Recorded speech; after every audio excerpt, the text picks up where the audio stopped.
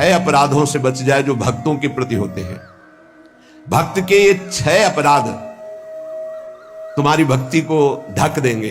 पहला, किसी भी महात्मा के वास निरूपण पर जो हम निंदा करने लगते हैं, हमारी सामर्थ्य नहीं कि हम क्या जाने वो कैसे रह रहे हैं। महाप्रभु चैतन्य देव एक दिन कीर्तन में बहुत उल्लसित होकर उन महापुरुष का नाम ले रहे थे, बार बार नाम उच्चारण कर रहे थे। हमें नाम विस्मरण है। बहुत सुंदर पोशाक महंगी महंगी पहनते थे, पान पाए, इत्र लगाए, फुलेल केशों में सजाए। बहुत वर्ष हो गए पहले चैतन्य महाप्रभु के पावन चरित्र का पठन किया था, इसलिए स्मृति नहीं उनका नाम, उनके नाम का। पुंडरीक विद्या, हाँ यही नाम है, पुंडरीक विद्या। तो गदाधर आदि जो भगवत महाप्रभु के पार्षद थे, उन्होंने सोचा कि जब महाप्रभु भाव में ऐसा उनका नाम उच्चारण कर रहे हैं तो कोई वीतराग बड़े परमहंस महापुरुष होंगे, चलो उनके दर्शन करने चलते हैं। तो पता चला कि अमुक जगह वो आए हुए हैं। वहां तो देखा बहुत सुंदर पलंग, दुग्ध फेन जैसा, ऊपर से गद्दे के ऊपर चादर और गिरदा लगे हुए हैं, और केस जो फुलेल से ऐसे सुगंध आ रही है, पान खाए। तो गदाधर जी के मन में आया कि इतना विलासितापूर्ण जीवन और ये भगवत भक्त हो सकते हैं। संशय हुआ। तो एक जो महाभागवत साथ गए थे, तो उन्होंने भगवान श्री कृष्ण की रूप माधुरी का भरा हुआ श्लोक गान किया। जो ही श्लोक सुना हुंकार मारी और धूल धूसरी, हा कृष्ण हा कृष्ण। और वो सब जो अब उनकी समझ में आया कि अरे महाप्रभु जो बोल रहे थे परम सत्य, वो प्रेम के अष्ट सात्विक भाव संवरण होना मुश्किल हो गया। अश्रुधारा नाक बह रही, धूल धूसरी थी। गदाधर जी ने चरण पकड़े और कहा मेरे से भारी अपराध बन गया। ऐसे महापुरुष के बाहरी स्वरूप को देखकर हमारे अंदर अश्रद्धा हुई थी, दोष दर्शन हुआ था, क्षमा चाहता। कैसे क्षमा हो? तो शिष्यत्व स्वीकार किया। चित्र में ऐसा पढ़ा, किसी भी भक्त या महात्मा के वास निरूपण, वेश निरूपण की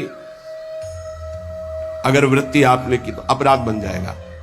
अरे ये तो ऐसा, इनको तो ऐसा होना चाहिए, इनको तो ऐसी जगह रहना चाहिए, इनको तो ऐसा नहीं। कुछ महापुरुषों की स्थिति होती है, कुछ तो उस स्थिति का दंभ करते, कुछ स्थिति होती है। हम क्या जाने कौन स्थिति में कौन दंभ कर रहा है। जिनके वचन श्रवण से, दर्शन से, संभाषण से हमारे हृदय में भागवतिक परमाणु उदय होते हैं, उन महापुरुषों के चरणों की वंदना उनकी वाह स्थिति पे नहीं देखते।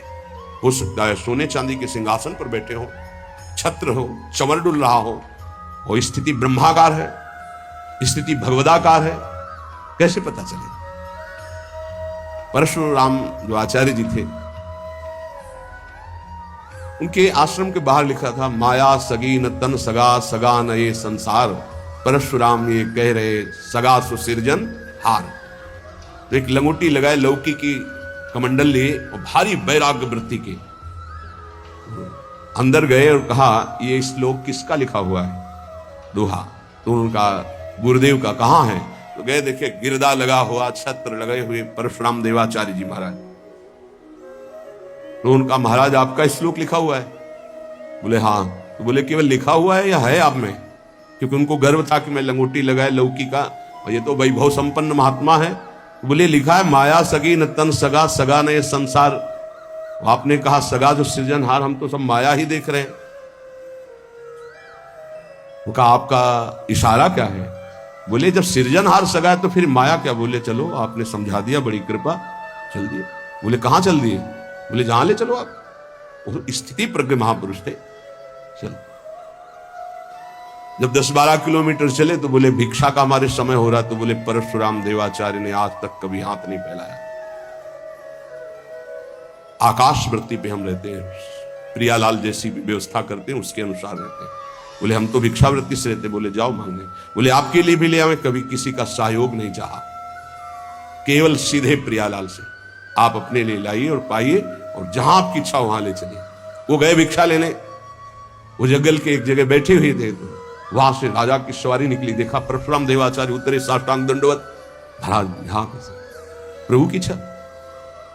बड़े सौभाग्य कि हम तो भगवान की असीम कृपा मानते कि आपके दर्शन, हमारी इच्छा है कि हम कुछ राजभोग तैयार करवाते हैं। जैसी हरि की इच्छा। देर न लगी, वहां रसोईया लग गए, कढ़ाइयां। महाराज अगर यहां विश्राम करें, बस इशारा हो जाए तो जैसी हरि इच्छा, खुदाई शुरू। आश्रम निर्माण की नींव के लिए खुदाई शुरू, कढ़ाई चढ़ गई, बनना शुरू हो गया। वो संत आए 1 घंटे बाद, वहां देखा, बोले यहां क्या हो रहा है? बोले यहां आश्रम बनेगा और ये रसोई बन रही है। उनका महाराज ये क्या लीला है? तो बोले तुम जिस वैराग्य के अहम वृत्ति को धारण किए हो, उस अहम वृत्ति का त्याग करो। वैराग्य का तात्पर्य होता है राग रहित, स्पृहा रहित होना। वो चाहे असंख्यों के वैभव में बैठा है, लेकिन राग और स्पृहा रहित है। अगर एक लंगोटी का भी राग है, लौकी के कमंडल का भी राग है, शरीर का भी राग है, वो रागी है, वो वीतरागी नहीं है। वीतराग की स्थिति को समझना बड़ा कठिन। दत्तात्रेय जी महाराज से यही पूछा कि आप कोई कर्म नहीं करते, कर्म ना करने वाले को विषय नहीं मिलता, और विषय सेवन ना करने से ऐसा स्वास्थ्य कैसे हो सकता है आपका? तो उन्होंने कहा मैं अखंड प्रसन्न रहता हूं, इसलिए ये भोगों से स्वस्थ नहीं हूं, मैं अखंड प्रसन्नता को प्राप्त। कभी राजमहलों के राजशैयाओं पे शयन करता हूं, तो कभी राख की ढेर पर शयन करता हूं, कभी बड़े बड़े राजाओं से सम्मानित होता हूं, तो कभी फुटपाथ में लेटकर अपमान को भी प्राप्त करता हूं। मुझे न सम्मान न अपमान किसी का प्रभाव नहीं। इसलिए किसकी क्या स्थिति कैसे जाना जा सकता है? तो हम किसी का वास निरूपण आदि, वेश निरूपण आदि करके किसी की निंदा करेंगे तो पता नहीं कितना महाभागवत है, हमसे अपराध बन जाए। दूसरा ज्ञान निरूपण। कुछ संत भगवान ऐसे होते हैं जो कुछ नहीं बोलते, और इनको कोई ज्ञान तो है नहीं, कुछ बोलना तो आता, क्या बोलना ही कोई साधुता है क्या? पता नहीं उसकी कितनी ऊंची स्थिति है, कैसे कोई जानेगा? इसलिए किसी संत के रूप में विराजमान जो भगवान हैं, उनके ज्ञान निरूपण करके निंदा न कर। इनको कुछ नहीं आता। आजकल यही है, केवल बुद्धि की धरा से देखा जाता है। अरे तो बोल नहीं पाते हैं। वो तो महापुरुषों की स्थिति को जानना कोई महापुरुष ही जान सकता है, दूसरा नहीं जान सकता। इसलिए ये अपराध न करे कभी कि किसी के संत के ना बोलने से ये समझ जाए कि अरे इनको कोई ज्ञान नहीं है। भला ये क्या जाने शास्त्र की बातें, पढ़े लिखे तो लगते नहीं हैं। पढ़ा लिखा होना भी बहुत सौभाग्य का विषय है और कहीं कहीं दुर्भाग्य का विषय है। तो एक आए थे, इतने कागज में उनकी डिग्रियां केवल उनके शिष्यों ने भेजी थी कि हमारे गुरुजी दर्शन करने आ रहे, तिरुपति बालाजी से, विद्वता की मूर्ति, साष्टांग दंडवत और क्या क्या भगवत प्रसादी। वो ऐसे लग रहे थे कि एक शब्द नहीं आता। मतलब बड़े बड़े शंकराचार्यों को पढ़ाया था उन्होंने, उनकी वो शिष्यों ने जो दिया था उसमें दिखाई दे रहा। बड़े बड़े शंकराचार्यों को उन्होंने विद्या पढ़ाई थी। विद्या विनयम ददाति, वो देखने को मिला कि विद्वान में कैसी दैन्यता होती। कबीरदास जी के पास एक विद्वान दिग्विजयी भेजा गया शास्त्रार्थ के, तो उनका भैया हमको कोई शास्त्रार्थ आता नहीं करना। तो बोले काशी के विद्वानों ने कहा यदि आप हार लिख दिए पूरी काशी हार गई। बोले ऐसी बात? तो पढ़ के समझे हो कि समझ के पढ़े हो? भी पलटाते रहे, सरस्वती काम नहीं करी। पढ़ के समझे हो कि समझ के पढ़े हो? आखिरी बात शिष्य बन गए थे, बहुत बड़े भगवत अनुरागी बने। तो किसी भी संत के प्रति ये भाव नहीं कि पढ़े लिखे नहीं है, बोल नहीं पाते, तो इनको कोई ज्ञान नहीं है। तीसरा, किसी संत की जाति निरूपण कर देना बहुत बड़ा अपराध है। देखो ये जो जाति पाति है ना, ये धर्म का पालन करके भगवत प्राप्ति के लिए थोड़े समय तक के लिए सहयोगी। नहीं, हम आपको बताएं, एक ही कपड़ा है और एक ही पहनने वाला है, बस इतनी खास बात समझना। कपड़ा सबका पांच भौतिक, पहनने वाले सब अविनाशी भगवान के अंश, कोई अंतर नहीं है। बस अंतर बनाया गया है इस अंतर को मिटाने के लिए कि हम साधन पद्धति से अपने अपने धर्म का पालन करते हुए परम धर्म भगवान को प्राप्त। लेकिन जो परम धर्म में स्थित है, भागवत धर्म में, उनकी जाति निरूपण नहीं करना चाहिए कि ये तो सुना है कि अमुक जाति के संत हैं, बड़ा अपराध होता है, बड़ा अपराध। ऐसा कभी नहीं करना चाहिए। हाँ, चरण रज लेके माथे पे लगा, अहो वत्सो पचतो गरियान यज्ञ भाग्य वर्तते नाम तुभ्यम। देखो राजसूय यज्ञ में पूर्णता स्वपच वाल्मीकि की पूजा करवाकर श्री भगवान ने इसीलिए करवाई, इसीलिए करवाई। सब बड़े बड़े महापुरुष आए थे, लेकिन दैन्यता की मूर्ति भगवत भाव में निरंतर डूबे हुए सुपथ वाल्मीकि जी की आराधना कर रहे कि पूर्णता उन्हीं से हुई। जो दैन्य है वो महाभागवत किसी जाति पक्ष से नहीं देखा जा सकता। अरे तो ऐसा जो देखेगा तो उसके सुकृत नष्ट हो जाएंगे। पूज्य बाबा। चौथा, वृत्ति निरूपण। ये तो पढ़े ही रहते हैं, हमने कभी इनको माला लिए तो देखा नहीं, और कुछ भजन ध्यान तो करते नहीं है, इसलिए तो केवल हमें लगता है कि बस खाते पीते हैं इसी में, और कोई भजन नहीं। ये हमने संतों को देखा। एक संत भगवान 8 बजे सुबह उठते थे गंगा नहाने के लिए, 8 बजे सुबह, पर वो एकांत में, तो लगता 8 बजे सुबह गंगा स्नान करते हैं, प्रायः 3 बजे स्नान हो। तो एक दिन जिसमें वो शयन करते थे उसमें गए, काफी बड़ा था, एकांत में आसन की। आज इनकी वृत्ति देखेंगे क्या है। बहुत ही गंभीर मुद्रा में वो रहते थे, पर प्रायः पूरे आश्रम में था कि ये प्रमादी हैं, सोते रहते हैं। 11 बजे तक उनको जगते पाए, जहां सब लेटे उनको उठ के बैठ, वो लेट गए थे, उठ के बैठ गए। 3 बजे तक बिल्कुल एक आसन पर, 3 बजे फिर लेट गए, 8 बजे सुबह।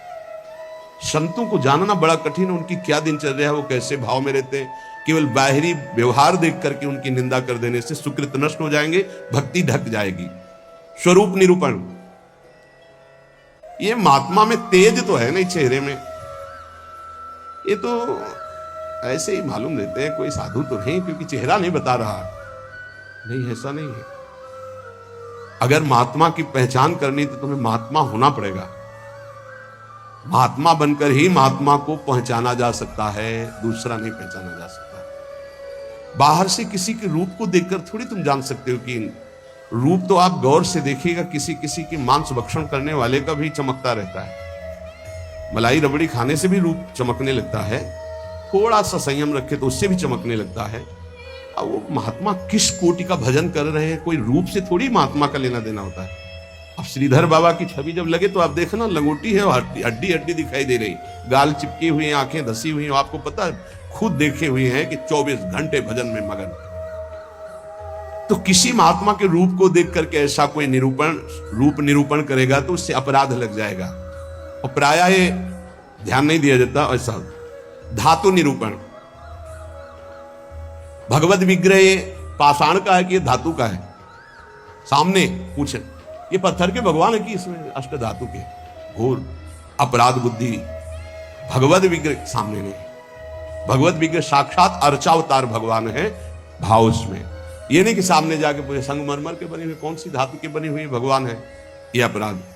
धातु निरूपण भगवत विग्रह या भगवत भक्त के पास। जैसे वैराग्य में धातु स्पर्श निषेध किया गया है, या तो संन्यास में नारियल का पात्र और वैष्णव जनों में रज का पात्र। धातु के पात्र के प्रयोग का निषेध है वैराग्य में। लेकिन जो महापुरुष हैं, मान लो उनको सोने की उथाली में पा रहे हैं, उनकी क्या स्थिति है। अब हम देख करके अपने वैराग्य का वहां भाव थोपे, वो स्थिति उनकी क्या है। वैराग्य का भाव थोपे तो फिर अपराध बन जाएगा। किस स्थिति में कौन महापुरुष है जानना मुश्किल है। सबको भाव से नमस्कार करके हम अपने भाव को सुरक्षित रखते हैं। तो वास निरूपण, ज्ञान निरूपण, जाति निरूपण, वृत्ति निरूपण, स्वरूप निरूपण, धातु निरूपण। वृत्ति निरूपण में ये भिक्षावृत्ति तो करते नहीं, केवल भंडारा खाते हैं। आपको क्या पता किसकी क्या स्थिति है, वो कैसे। संतों की लीला भगवान जानते हैं, या तो वो संत जना दे तो जाने। अपने लोग इसकी परवाह करते हैं क्या। कहीं कौन से अपराध ऐसे बन जाते हैं जो हृदय को कठोर कर देते, इसलिए शांत। ब्रज में मुझे एक महात्मा मिले थे, उन्होंने मुझे कुछ उपदेश दिए, मैंने उड़िया भाषा में अपनी डायरी में लिखे थे। उन्होंने उपदेश दिए कि अगर ये आपके अंदर भाव आ जाएगा, लक्षण आ जाएंगे, तो आपको भगवान अपनी तरफ से आके दर्शन दे देंगे। बड़े महात्मा थे, तो बाबा ने उड़िया भाषा में अपनी डायरी में लिखा था, उसका हिंदी लिपि में यहां वर्णन है। पहला, भजन करते हुए अपने को सबसे दीन मानना। अपने आप भगवत साक्षात्कार हो जाएगा। भजन करते हुए अपने को सबसे दीन मानना, इससे कोई अपराध ही नहीं बनेगा, कोई अपराध नहीं बनेगा, लिख लेना चाहिए। भजन करते हुए साधक को अपने को सबसे दीन मानना, सबसे आदेश त्रणादपि सुनीचेन। दूसरा, किसी से भी कपट पूर्वक वार्ता व्यवहार ना करना। निष्कपट व्यवहार करने में क्या जाता है? अपने भगवत मार्ग के पति के, चाहे गृहस्थी हो चाहे विरक्ति हो। कपट का मतलब होता है अंदर कुछ और है, बाहर आप कुछ और दिखा रहे हैं। ये नहीं होना चाहिए। जो अंदर वो सीधे बाहर, जो बाहर बोल रहे हैं वही आपके अंदर चलना चाहिए। मोहि कपट छल छिद्र न भावा, भगवान कहते हैं। तो कैसे दर्शन दे देंगे आप कपट पूर्वक व्यवहार करते हैं? निष्कपट व्यवहार, कपट पूर्वक व्यवहार ना करना, ये दूसरा। तीसरा, अपनी जिह्वा से कभी असत्य भाषण ना बोलना। इसका बहुत नारायण स्वामी जी ने भी इस पर बहुत जोर दिया था कि जिस जिह्वा से नाम जप करके झूठ नहीं बोलना चाहिए, तभी नाम सिद्ध होगा। नाम तभी सिद्ध होगा। नाम सिद्ध होने का तात्पर्य बिना प्रयास के चले। ये सत्य भाषण भगवत स्वरूप है। सत्य बोलने से बढ़कर कोई पुण्य नहीं संसार में, और झूठ बोलने से बढ़कर पाप नहीं। असत्य सम पातक पुंजा। चौथा, जो तुम्हारे सामने आवे और तुमसे बात करे या दृश्य दिखाई दे, उसे तत्काल पहले मन से प्रणाम करो। बिना प्रयास के भगवत साक्षात्कार हो जाएगा। चराचर जगत में जो तुम्हारे सामने, जैसे कोई व्यक्ति आया तो राधा वल्लभ लाल की जय हो, अंदर से मेरे प्रभु, अब बात करो। कोई भी कुछ भी, पहले प्रभु, ये वस्तु पहले नहीं थी, प्रभु थे, और ये बाद में नहीं रहेगी, प्रभु ही रहेंगे। तो वर्तमान में हम वस्तु के अंतर्गत प्रभु को देखते हैं। पांचवा, ना मेरा तन है, ना मेरा मन है, ना मेरा धन है, ना मेरे प्राण है, ये मैंने सब कुछ प्रभु को समर्पित कर दिया। धैर्य पूर्वक देखिए। अब आपको क्या चिंता रह गई? जब तन प्रभु को दे दिया, मन प्रभु को दे दिया, अपना सर्वस्व प्रभु को दे दिया, तो बोले इसका फल क्या मिलेगा? ये यथा माम प्रपद्यन्ते तास तथैव भजाम्यहम्। प्रभु अपना सर्वस्व आपको दे देंगे, अनुभव में आ जाएगा। प्रभु अपने आप को दे देंगे। अति उदार, करुणा वरुणालय प्रभु। अगर आप थोड़ा सा भी अपनापन करेंगे तो उनका थोड़ा सा अपनापन बहुत बड़ा होता है। अपने तन मन धन सर्वस्व पर अपना अधिकार न करके अपने प्रभु का अधिकार। छठवां, एकमात्र पूर्ण श्रद्धा अपने आराध्य देव में, मेरी लाडली, मेरे प्रियालाल। सातवां, सदैव पराधीन रहना। अगर गुरुदेव के अधीन हो, इष्ट देव के अधीन हो, तो माया तुम्हें अधीन नहीं कर पाएगी। अगर इष्ट देव और गुरुदेव की अधीनता स्वीकार नहीं करोगे तो माया अधीन कर लेगी। हमेशा अपने को पराधीन देखना कि मैं स्वतंत्र नहीं हूं। ये तन मन प्राण इष्ट देव गुरुदेव को समर्पित है। मैं वही करूंगा जो आज्ञा कर रहे हैं, उनके विपरीत नहीं कर सकता। अब आप देखो, विपरीत करते हो कि आपको याद आता है कि मेरा शरीर गुरुदेव की धरोहर है, मैं इसके द्वारा कोई अनाचार दुराचार कोई गलत चेष्टा, मेरा मन गुरुदेव की धरोहर है, इष्ट देव की धरोहर, इससे हम गलत चिंतन नहीं कर सकते। मेरा धन गुरुदेव की धरोहर, इससे हम गलत व्यवहार नहीं कर सकते। मेरे प्राण गुरुदेव को समर्पित, इसलिए हर श्वास मंत्र जपेंगे, बिना बुलाए भगवान दर्शन दे जाएंगे। आठवां, आराध्य देव के सिवा अपना कोई नहीं है, ये हृदय में बैठा लेना। अपने वास्तविक है तो आराध्य देव ही अपने हैं। नवां, अपने आराध्य देव के अनन्य चिंतन के सिवा और कोई चिंतन ना होने पावे। दसवां, अपने आराध्य देव से जो गुरुदेव ने संबंध दिया है, हर समय उसकी स्मृति रहना। क्या रहती है स्मृति? मैं श्री जी की सखी हूं, दासी हूं, उनकी परिचर्या में हमारा जीवन समर्पित है, मैं उनकी दासी हूं। कभी सोचते हो आप? सोचो, तुम्हारा संबंध हो चुका है। कोई ऐसे नहीं कि तुम्हें केवल सोचना ही है, तुम्हारा संबंध हो चुका है। तुम्हारा पाणी ग्रहण हो चुका है। श्री जी ने तुम्हारे पाणी को स्वीकार कर लिया, ग्रहण कर लिया है। उसके साक्षी हैं गुरुदेव। गुरुदेव ने पाणी ग्रहण कराया है, प्रिया प्रीतम को हमारा हाथ पकड़ा दिया है। हम अपने संबंध, दसवां है, अपने संबंध को हर समय अपनी स्मृति, मैं प्रियालाल की हूं, मैं प्रियालाल की हूं, मैं प्रिय सखी हूं लाडली जू की। ये 10 भाव रखो। अब जैसे हमारे अपना भाव बताया, तो जो दास है वो दास भाव को देखे, जो सखा है वो सखा भाव को देखे, जो गोपी गोपी भाव को देखे। अपने स्वरूप को संबंध से चिंतन करना। हमारा स्वरूप क्या है? सहचरी बपू, मैं श्री जी की निज दासी हूं। कई बार दिन में आता है आप लोगों के, कितनी बार सोचते हैं हम, जबकि यहां हर चेष्टा करते हुए उसी भाव में रहना है। अगर ये 10 भाव हृदय में आ गए तो कह रहे हैं किसी भी तीर्थ में जाओ या ना जाओ, कोई और साधन करो ना करो, तुम्हें भगवत साक्षात्कार हो जाएगा। पहला, फिर सुन लीजिए, अपने को भजन करते हुए सबसे दीन मानना, किसी के साथ भी कपट का व्यवहार ना रखना, सदैव सत्य भाषण बोलना, चराचर जगत का कोई भी वस्तु व्यक्ति सामने आवे अपने प्रभु का भाव करना, अपने तन मन धन प्राण सर्वस्व को अर्पण कर देना। मेरा अधिकार नहीं, नाथ सकल संपदा तुम्हारी, मैं सेवक समेत सुतनारी। अर्पण का मतलब ये होता है भाव। छठवां, अपने आराध्य देव में ही पूर्ण श्रद्धा समर्पित हो जाना। सातवां, पराधीन रहना इष्ट के गुरुदेव के। आठवां, आराध्य देव के ही अनन्य चिंतन में लगना, आराध्य देव के सिवा कहीं अपनापन न होना। नवां, चिंतन करते करते तन्मय स्थिति आ जाए तब उसे सही माने में चिंतन कहा जाता है। सामने ललित त्रिभंगी लालजू और प्रियाजू की बाह श्री लालजू के गले में है। मनोमृणाल भूषण भूषित भुज श्यामंश पर दिखाई दे रहा है। अब हमारा चिंतन चल रहा है, गाढ़ चिंतन, युगल सरकार चिंतन, इसे कहते हैं अनन्य चिंतन। अभी आंख खोले हुए भी वही है, मूंदे हुए भी वही है, सेवा करते हुए भी वही है, एकांत में बैठते हुए कहां हो, जरा देखो स्थिति कहां है।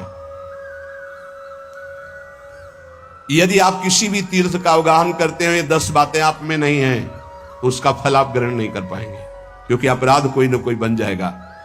हम आपसे सत्य कहते हैं कि कल्याण आपके चिंतन से होगा, इन बातों को स्वीकार करने से होगा, भागने से नहीं होगा कि हम यहां चले जाएं, हम वहां चले जाएं तो कल्याण हो जाएगा। अगर आपका आंतरिक चिंतन इन बातों में है तो आपके अंदर वो सामर्थ्य जागृत हो जाएगी कि आप प्रभु को देख सकते हैं।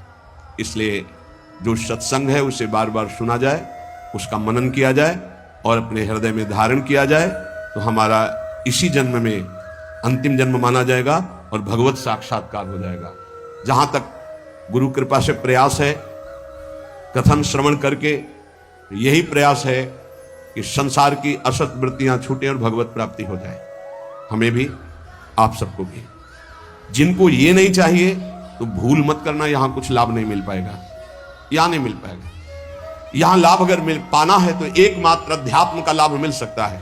यहां कोई आशीर्वाद, ये भीड़ लगाना कि हम कोई जादूगर हैं, कुछ चमत्कार कर देंगे, तो बिल्कुल कुछ नहीं होने वाला। हम तुम्हें हाथ उठा कहते हो जाए, तुक्का लग जाए तो तुम्हारे पुण्य, पक्की बात समझ लो।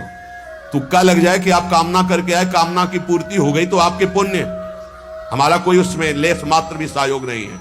पुण्य आए वृंदावन धाम संत दर्शन के, आपकी भावना, आपकी कामना पूर्ण हो जाए, वो आपका भाव। हमारा लक्ष्य है भगवत प्राप्ति। अगर आपके हृदय में भगवत प्राप्ति की लालसा है और आप आगे बढ़ रहे हो तो हम हृदय से आपका स्वागत करते हैं और हमारी प्रियालाल की कृपा वृत्ति आपको उठाती चली जाए और आप इस संसार, राग, आसक्ति, ममता, चिंता, शोक, मृत्यु, भय, इससे ऊपर उठे।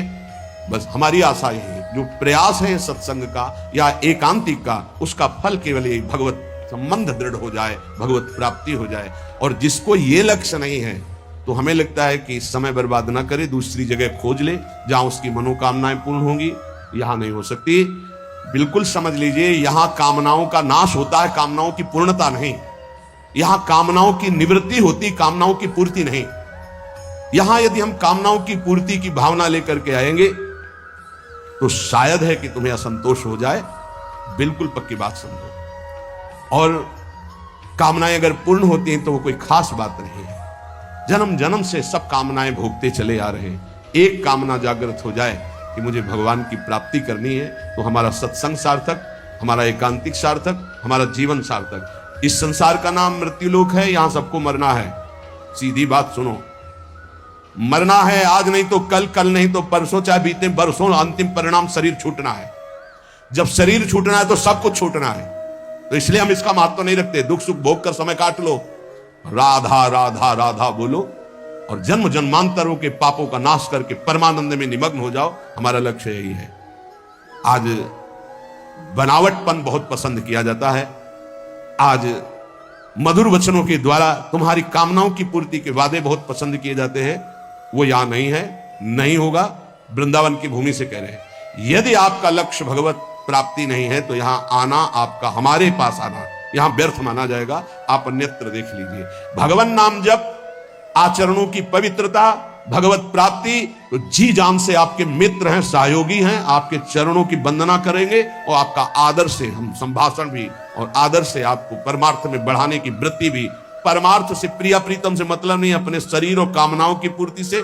तो प्रणाम, दूसरी जगह देख लो, यहां भीड़ लगाने की जरूरत नहीं है। हृदय से कह रहा हूं, हृदय से कह रहा हूं। यहां ऐसा कोई प्राविधान नहीं कि आपकी कामनाओं की पूर्ति हो जाए। यहां एक ही प्राविधान है, मन वचन कर्म से प्रभु का होके और सच्चिदानंद सुख में निमग्न होना। इसी बात का प्रश्न और इसी बात का उत्तर, अन्यथा कोई प्रश्न नहीं होगा। अगर वो प्रश्न प्रभु से संबंध नहीं रखता तो ना प्रश्न करता वहां बैठ पाएगा और ना प्रश्न होगा। केवल प्रश्न प्रभु की प्राप्ति होगा। हमारे जीवन का लक्ष्य तुम्हारे प्रपंचों का उत्तर देना नहीं। हमारे जीवन का लक्ष्य तुमसे प्रपंच वार्ता करना नहीं कि मैं बहुत विद्वान हूं। बिल्कुल पढ़े लिखे नहीं हूं। कक्षा 9 पढ़ाया गया, प्रभु ने पढ़ाया, उसी के जो शब्दावली है, जीवन के अनुभव की है, जीवन के चलने की है, वो भगवत मार्ग की है। प्रश्न केवल भगवत प्राप्ति का, प्रश्न भजन का, प्रश्न भजन में आई हुई समस्या का। बस अगर ये प्रश्न नहीं तो प्रश्नकर्ता और प्रश्न दोनों बार हो जाएंगे। हमें ऐसे प्रश्नों से नहीं मतलब, हमें ऐसे प्रश्नकर्ता से मतलब नहीं जिसको भगवत प्राप्ति नहीं करनी है। यह हमारा मार्ग ऐसा नहीं, खिलवाड़ का मार्ग नहीं, केवल भगवत प्राप्ति का मार्ग है। और शुरू भी इसी बात से किया था। जो बात अभी निकल गई, अगर वो टेप हो गई और हजारों बार हजारों लोगों को सुनने में आएगा तो उनका मंगल होगा, बस इस बात से।